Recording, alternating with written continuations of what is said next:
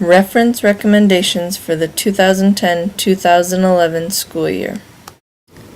The Central City Schools Media Center has worked hard to build a program that supports its users by offering a wide selection of materials, both print and non-print.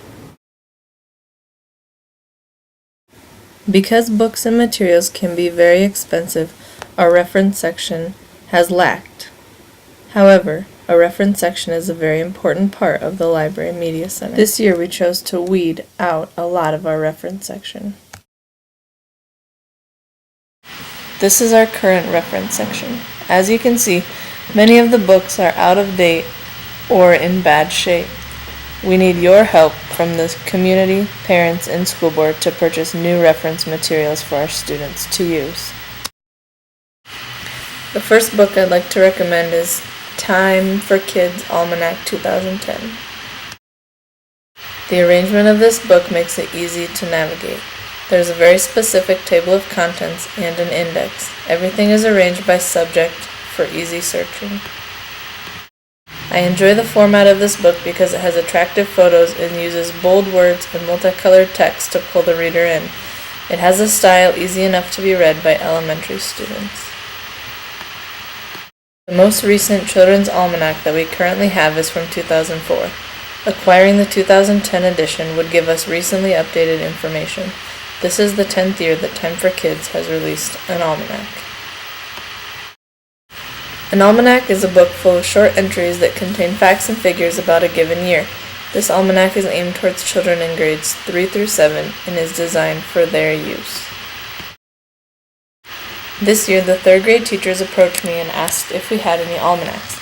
The reading series book that they use had an almanac in the story, and the students wanted to see what one was really like. We only have one children's almanac, and it is outdated, so the students weren't as impressed as I hoped they'd be. Having a new almanac would motivate them to learn about world events from previous years. High school students have to write a research paper on a year of their choice, and this almanac could potentially help with that, especially for the low readers. It would also help in the library, as I have students complete a similar multimedia project. All students could use it for various research projects. The next book I'd like to recommend is Scholastic's Children's Thesaurus, which matches our Scholastic Children's Dictionary. This book is very user-friendly and has options that similar children's thesauruses don't have, such as cross-references and an index. The most appealing aspect of this book is that it doesn't only give synonyms like a regular thesaurus, but it also gives definitions and sentences for each synonym that it lists. The sentences help younger students to determine word meanings through the use of context clues. I trust that this is a quality resource because it is put out by Scholastic Publishing Company, the world's largest publisher and distributor of children's books in the world. Purchasing this book would allow students to expand their vocabulary and make connections between words that they hadn't made before. This book is designed for students from 7 to 12 years of age and will be used in language arts classes to enhance writing. The third reference book I'm proposing is the most stupendous atlas of the whole wide world. The table of contents, glossary, and index make this book easy to navigate. The format of this book is its most attractive feature. There are maps of each continent, and then they fold out to display facts about each country in that continent. The book is told by characters called brainwaves, who are found on each page. Travis Junker, who writes for School Library Journal, promoted this book in his blog called 100 Scope Notes. This book was a winner of the 2009 Notable Social Studies Trade Books for Young People. Students will find interesting facts about every country in the world. This book is written in a fun tone and has inviting pictures.